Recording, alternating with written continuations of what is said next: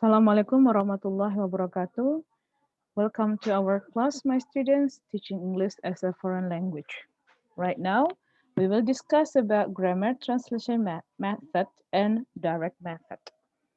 Okay, before we come to the main presentation, let's see our learning target or CPMK and learning material. Our learning target is about the students are able to identify kinds of methods in English language teaching based on the principles, aims, merits, and demerits-nya. And then the learning material, we will talk about methods of teaching English. The first one is grammar translation method, and the second one is a direct method. Oke, jadi kali ini kita akan membahas, kalau pertemuan sebelumnya kita membahas konsep approach itu apa, method, techniques itu apa. Sekarang kita akan melihat, kemarin itu sudah juga kita lihat apa saja jenis-jenis approach. Nah, sekarang kita lihat apa saja jenis-jenis method dalam pengajaran bahasa asing, khususnya pengajaran bahasa Inggris sebagai bahasa asing. Okay, let's see. Before I explain to you about grammar translation method, I would like to give you a little bit information why we need method in teaching English or in teaching foreign language. Nah, awalnya metode-metode ini muncul dan sampai sekarang pun penyebabnya sama, yaitu kemunculan sebuah metode karena adanya kebutuhan. Nah, kebutuhan itu akan terus berkembang sesuai dengan berkembangnya zaman dan berkembangnya juga teknologi. Sehingga akan muncullah metode-metode yang baru yang kekinian sesuai dengan kebutuhan orang yang akan mempelajari bahasa asing tersebut. Nah, khusus untuk grammar translation method itu munculnya pada abad ke-16 sampai ke-19.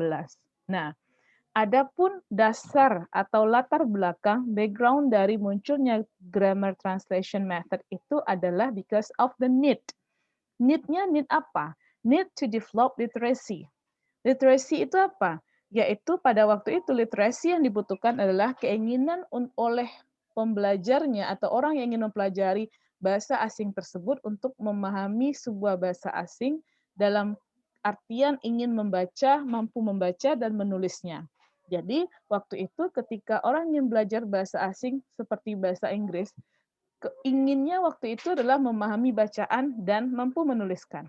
Nah, makanya ada ahli yang memunculkan metode yang bernama Grammar Translation Method. Nah, Grammar Translation Method related to, or the definition is about understanding of grammar and the use of the native language in explaining foreign language. Jadi, konsep dari GTM adalah pemahaman akan tata bahasa asing dan penggunaan bahasa native atau bahasa ibunya atau mother tongue-nya atau bahasa pertamanya. Bahasa native kita kalau kita konteksnya belajar bahasa Inggris sebagai bahasa asing, berarti bahasa native kita adalah bahasa Indonesia.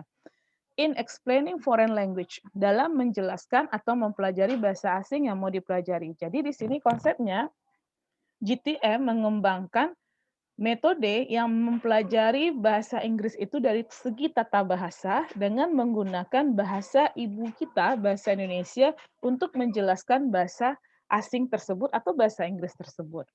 Nah, adapun tujuannya adalah dari GTM ini in calculating and understanding of grammar of the language. Jadi untuk memahami tata bahasa asing yang mau dipelajari. Kemudian training the student to write accurately, melatih siswa untuk menulis secara akurat.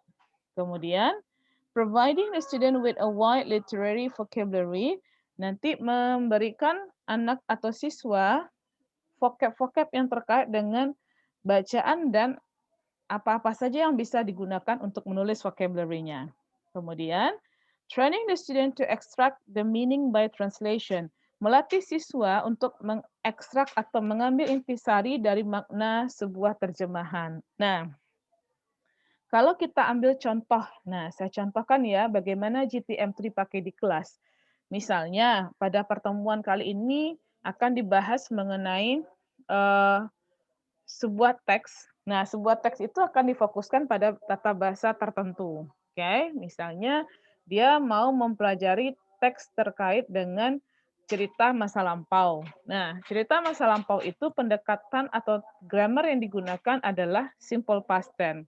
Nah, nanti grammar itulah yang akan didiskusikan polanya ke dalam bahasa kita. Nah, jadi contohnya gini, diberikan contoh nanti I went to school yesterday. Nah, I went to school yesterday. Nanti dari kalimat I went to school yesterday itu dimulai dari bahasa kita dulu. Saya pergi ke sekolah kemarin. Nah, saya pergi ke sekolah kemarin itu akan dijadikan ke bahasa Inggris I went to school yesterday. Kemudian ditemukanlah pola kalimatnya dalam bentuk simple past tense. Nah, nanti akan diberikan contoh lagi dalam bahasa kita, kemudian anak menerjemahkannya ke dalam bahasa asing yang dipelajari. Jadi metode pembelajarannya nanti adalah fokus ke grammar, tapi dengan cara menerjemahkan dari bahasa ibu kita ke bahasa yang mau dipelajari atau seperti bahasa Inggris.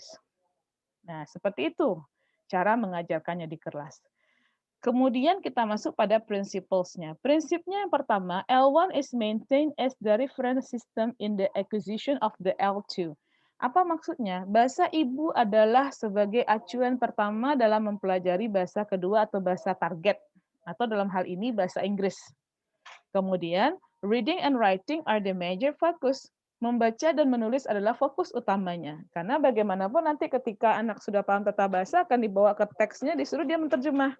Nah, dia akan menerjemah ke bahasa ibunya atau bahasa Indonesia. Dan nanti akan disuruh juga menulis dalam bahasa asing dari bahasa ibu kita, bahasa Indonesia, ke bahasa Inggris. Jadi memang penitik beratannya adalah pada terjemahan. Kemudian, vocabulary selection is based on the reading text use. Pemilihan kosakata berdasarkan bacaan yang digunakan. Jadi seperti Miss contohkan tadi, ketika dia mempelajari mengenai teks terkait dengan naratif cerita rakyat di masa lampau, misalnya Malin Kundang. Nanti vocab yang akan dipelajarinya vocab-vocab yang ada di dalam teks tersebut. Nah, sama seperti tata bahasanya juga.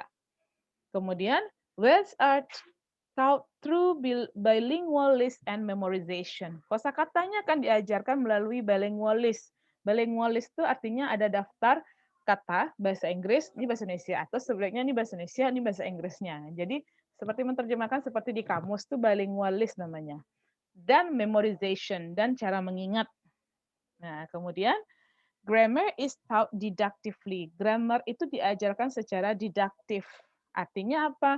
Memang betul-betul dimulai dari tata bahasanya dulu, kemudian dilatih dengan menerjemahkan. Jadi diberikanlah tata bahasanya, tensesnya, kalau dia simple present, subject, tambah verb to, tambah komplementnya. Kemudian dicarikanlah contoh kalimatnya dalam bahasa Indonesia dulu, nanti dijadikan ke bahasa Inggris. Nah, atau bahasa Inggris setelah dapat, dia terjemahkan ke bahasa Indonesia. Oke. L1 is the medium of instruction. Bahasa ibu kita, L1 itu sama dengan bahasa ibu atau bahasa native kita menjadi medium atau sarana untuk pemberian instruksi. Jadi memang pengajarannya memakai bahasa Indonesia, nanti diterjemahkan ke bahasa Inggris apa materi yang mau diajarkan tersebut. Semua instruksi berbahasa Indonesia. Kita masuk usual classroom techniques-nya. Bagaimana teknik dalam kelas? Nah, a lesson usually start with a grammar point. Pembelajaran atau materi dimulai dengan tata bahasa. Jadi langsung hari ini kita belajar past tense ya, present ya, atau future ya, atau continuous tense ya. Nah, seperti itu. Langsung nanti ada pola, ada contoh kalimat dalam bahasa Indonesia ke bahasa Inggris, atau bahasa Inggris ke bahasa Indonesia. And then a piece of reading follows the purpose of illustrating the grammar point. Ada bacaan yang menjadi sarana untuk menjelaskan tata bahasa yang mau dipelajari. Jadi ketika dia merujuk ke tata bahasa tertentu, akan tersedia nanti bacaan yang sesuai dengan tata bahasa yang dipelajari. Exercises on the grammar point are given. Latihan pada tata bahasa yang akan didiskusikan diberikan. Kemudian terjemahan pada latihan akan muncul setelah itu. Jadi semua latihan itu akan ada terjemahannya. Oke. Kita masuk pada rejection of GTM in mid and late 19th century. Nah, ketika GTM diimplementasikan di dalam pengajaran, ternyata ada penolakan. Itu kita sebut dengan rejection of GTM pada akhir abad 19. Nah, kenapa GTM di-rejected? Okay, because the need of having communication among Europeans. Okay, kenapa? Karena waktu itu orang Eropa membutuhkan bahasa asing itu untuk digunakan dalam komunikasi. Jadi kalau GTM kan digunakan atau kita belajarnya untuk mampu membaca dan menulis. Sementara needs-nya bergeser. Jadi makanya metode itu berkembang, berubah-ubah karena needs orang yang mau belajar bahasa asing itu juga berubah. Nah, jadi needs-nya itu yang bergeser di mana dari memahami bacaan dan bisa menulis menjadi ingin menggunakan bahasa atau menggunakannya sebagai alat komunikasi. Okay. Nah, jadi kebutuhannya so it demands oral proficiency of foreign language and use the language naturally. Jadi keinginannya bergeser menggunakan bahasa Inggris dalam komunikasi secara natural, alami. Nah, apa adanya. Maka muncullah direct method yang mewakili aspirasi tersebut. Nah, direct method.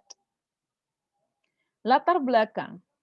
Trying to apply natural principles to language class by using intensive oral interaction in the target language. Jadi direct method ini mencoba mengaplikasikan prinsip penggunaan bahasa secara apa adanya sehari-hari di dalam kelas dengan menggunakan interaksi dalam bahasa asing tersebut. Oke, jadi dalam menggunakan direct method ini prinsipnya adalah kita ngomong pakai bahasa yang mau dipelajari, bahasa asing yang ingin dipelajari dalam hal ini bahasa Inggris, seperti kita bicara seperti kita sehari-hari dalam bahasa ibu kita. Nah, makanya fokus dari skill-nya adalah listening dan speaking. Prinsip dari direct method pertama, using target language for classroom instruction. Dia memang menggunakan bahasa asing yang dipelajari seperti bahasa Inggris di dalam instruksi di kelas. Jadi tidak ada terjemahan. No translation in using direct method. Jadi memang beda dengan GTM. Kalau GTM tadi instruction-nya dalam bahasa L1 atau bahasa ibu. Kemudian, everyday vocabulary and sentences were taught. Kalimat sehari-hari, vocab sehari-hari diajarkan. Developing oral communication through question and answer between teacher and student. Mengembangkan kompetensi berbicara siswa tersebut atau peserta yang mau belajar dengan cara tanya jawab antara guru dengan siswa. Jadi memang ngomong terus guru memberikan feedback dengan bertanya dan siswa menjawab. Grammar was taught inductively. Berbeda dengan GTM, kalau GTM grammar memang deductively. Memang ini loh grammarnya langsung kita mulai dengan point grammar. Kalau inductively ini enggak. Kita mulai dengan komunikasi biasa saja, nanti grammar diinputkan di dalamnya. Akan bertemu dia dengan tata bahasa yang dipelajari ketika anak itu sering menggunakannya dalam komunikasi. Kemudian, new teaching points were introduced orally. Materi yang baru yang akan dipelajari dikenalkan secara lisan. Jadi memang fokusnya adalah bicara dan mendengar. Concrete vocabulary was taught through demonstration, objects, and pictures. Association of ideas used for teaching abstract vocabulary. Jadi, kalau ada vocab yang tidak dimengerti, kalau dia konkret dia, yang nampak vocabnya misalnya anak tidak tahu maknanya meja, nanti diberikanlah dengan demonstrasi. This is table, ditunjukkan oleh guru dengan demonstrasi langsung dengan menunjuk ke mejanya atau memberikan gambar. Kalau dia bendanya memang bisa kita perlihatkan. Tapi kalau misalnya dia sifatnya abstrak, tidak nampak, itu dipakailah definisi. Dipakailah asosiasi menghubung-hubungkan. Misalnya anak kebingungan dengan arti kata watching. Okay? Maybe you can give definition if you want to see or see something on television, it means you are watching. Nah, seperti itu. Jadi diberikan definisi. And then speech and listening comprehension were taught. Berbicara dan mendengar diajarkan dengan sangat jelas. Okay? Correct pronunciation and grammar were emphasized. pronunciation dan tata bahasa yang benar ditekankan pada penggunaan direct method. Okay, let's see. Pada direct method, dia mengikuti pola dari guidelines of teaching oral language. Apa itu guideline for teaching oral language? Pertama, never translate. Jadi kalau dalam direct method, prinsip pengajaran pertamanya adalah jangan diterjemahkan, demonstrasikan. Nah, never explained, act. Jangan dijelaskan, tunjukkan dengan tindakan. Never make a speech. Jangan hanya memberikan tuturan, tapi ask questions. Beri pertanyaan sehingga anak bisa menjawab dengan bahasa asing tersebut. Never imitate mistakes. Jangan meniru kesalahan yang sama. Correct. Jadi perbaiki kesalahan itu. Never speak with single words. Jangan bicara dengan hanya satu kata-kata saja. Use sentences. Jadi mereka memang pada prinsipnya orang-orang yang mengeluarkan metode direct method ini gunakanlah kalimat sebanyak mungkin dalam berinteraksi. Never speak too much. Students speak much. Guru jangan bicara terlalu banyak, tapi siswa yang lebih banyak bicara. Never use textbook, use your lesson plan. Jangan gunakan buku teks, gunakan RPP, karena RPP itu panduan kita di dalam kelas. Never jump around, follow your plan. Jangan berputar-putar mengajar itu. Ikuti perencanaan. Never go too fast. Jangan terlalu cepat. Keep the pace of the student. Jadi ikutilah ritme dari siswa. Never speak too slowly. Jangan bicara terlalu pelan. Speak normally. Never speak too quickly. Speak naturally. Jangan bicara terlalu cepat, tapi berbicaralah seperti apa adanya kita berkomunikasi sehari-hari. Never speak too loudly and never be impatient. Take it easy. Okay? However, direct method also rejected. Nah, ternyata direct method ini juga ditolak karena dia overt teaching procedures but lack a true methodologies basis. Jadi, dia menawarkan prosedur pengajaran tapi kurang pada dasar atau metode mengajarnya. Jadi, ketika diaplikasikan di kelas, masih agak membingungkan dan teknis yang jelasnya belum nampak oleh kalau kita contohkan ke guru ya, yang penting ngomong, ngomong, dan ngomong. Nah, it's not enough. Itu nggak cukup kalau kita mau mengajarkan bahasa asing dengan metode seperti ini. Kalau ingin mengajar itu harus jelas langkah-langkahnya dan cara mengimplementasikan di kelas juga harus jelas. Nah, itu dia perbedaan antara GTM dengan direct method. Ingat kalau GTM itu perbedaan mendasar adalah dia fokusnya adalah pengembangan literasi, reading, and writing. Nah, jadi metode menerjemahkan dari bahasa ibu L1 atau bahasa native kita ke bahasa target atau bahasa asing yang mau dipelajari, contohnya bahasa Inggris, itu menjadi fokus dalam penggunaan GTM. Sementara pada direct method, dia fokusnya adalah how to speak English or foreign language naturally. Jadi dia memfokuskan belajar bahasa asing itu untuk ngomong secara natural. Makanya skill yang dikembangkan lebih cenderung ke listening dan speaking.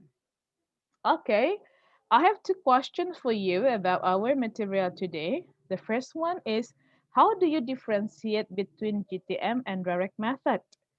So please, you write how the differentiation between the two methods. You can see from the skill, the materials, okay? And then, why was GTM rejected? Kenapa GTM itu ditolak? Okay, you can answer in a piece of paper, and then you take the photo, kemudian Anda foto, and you save in Word or PDF, and after that, you send to e-learning. Okay? I think enough for my explanation related to direct method and grammar translation method. See you in the next material and the new topic. Assalamualaikum warahmatullahi wabarakatuh.